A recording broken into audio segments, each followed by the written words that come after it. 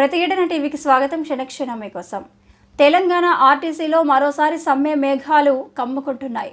కార్మికులు, ఉద్యోగులు గత కొంతకాలంగా తమ డిమాండ్ల పరిష్కారానికి నిరంతరం కృషి చేస్తున్నప్పటికీ అధికార యాజమాన్యం నిర్లక్ష్యంగా వ్యవహరిస్తుందని విమర్శలు వెల్లువెత్తుతున్నాయి.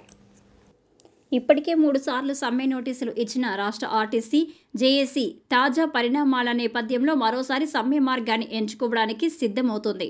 ఆర్టీసీ యాజమాన్యం తమ సమస్యలపై చర్చలు జరిపేందుకు ముందుకు రావాలని ఉద్యోగులు కోరుతున్నప్పటికీ ఇప్పటి వరకు ఎలాంటి స్పందన లేదు.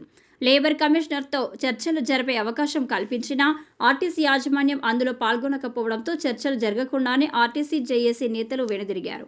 ఇది ఉద్యోగులలో తీవ్ర అసంతృప్తిని కలిగించింది. ఇదిలా ఉండగా ఇటీవల జరిగిన ఎమ్మెల్సీ ఎన్నికల కోడ్ను సాకుగా చూపుతూ తమ వాదనలను మద్దతుగా చర్యలు తీసుకోకపోవడం పట్ల ఉద్యోగులు ఆగ్రహం వ్యక్తం చేస్తున్నారు. తాజాగా ఇప్పుడు స్థానిక సంస్థల ఎమ్మెల్సీ ఎన్నికల కోడ్ను కారణంగా చూపుతున్న యాజమాన్యం కీలక విషయాల్లో నిర్ణయాలు తీసుకోవడం నుండి తప్పించుకుంటుందని వారు అభిప్రాయపడుతున్నారు. ప్రభుత్వం ఏర్పడి ఏడాది దాటినా ఆర్టీసీ ఉద్యోగులకు ఇచ్చిన హామీల అమలులో పురోగతి లేదు. ఇంకా చాలామంది ఉద్యోగాలకు పూర్తిగా జీతాలు కూడా పడని పరిస్థితి నెలకొంది.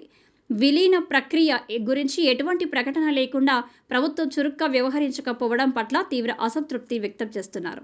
అయితే ఇవేవీ పరిష్కారం కాదనే అభిప్రాయంతో వచ్చే నెల 7వ తేదీ నుండి రాష్ట్ర వ్యాప్తంగా సమ్మె బాట పట్టేందుకు సన్నాహాలు చేస్తున్నట్టు సమాచారం.